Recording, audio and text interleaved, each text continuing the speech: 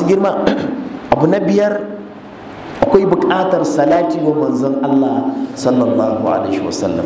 Ina tsoron da yawa ana nema a dinga yin tuya a manta da albasa. Ba zai yiwu ba ka yi ta ayyukan ibadoji a cikin ramadana a ce ka gafala ba ka salatin annabi sallallahu alaihi wasallam. Akwai buƙatar ka yawaita salati wa manzon Allah sallallahu alaihi wasallam. Ya ishe mu dai salati ɗaya idan ka yi wa manzon Allah, Allah zai maka salati 10. Kai ka san salatin Allah gare ka? Ka san me Allah zai maka a salati 10?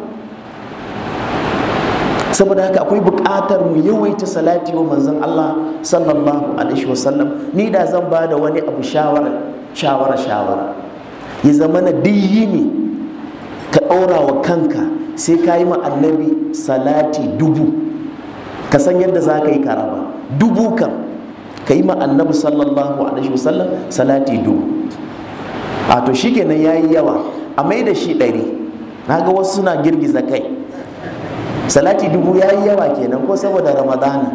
To a mai da shi 100, a mai da shi 100. Misali 100 bayan sallar asuba ba wani abun wahala ba ne. 100 bayan sallar azhar ba za ka wahala ba.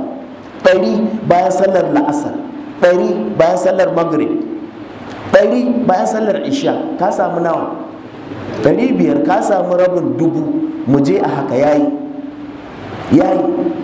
Amma kuskure ne babba a ce mutum ya gafala a cikin watan azumi ga salati wa manzon Allah sallallahu alaihi wasallam.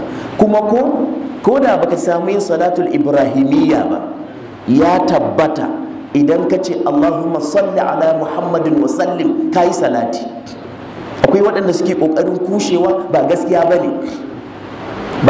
bane, ya tabbata Allahumma salli ala Muhammadin wa sallim yayi. Saboda haka Allahumma salli ala Muhammadin wa sallim, Allahumma salli ala Muhammadin wa sallim, nan da nan zaka gama. In ka ga dama kuma ka yi salatul ibrahimiyya wadda shine salati mafifici duka. Ala ayi hal, akwai buƙatar a yawaita salati wa manzon Allah sallallahu alaihi wasallam.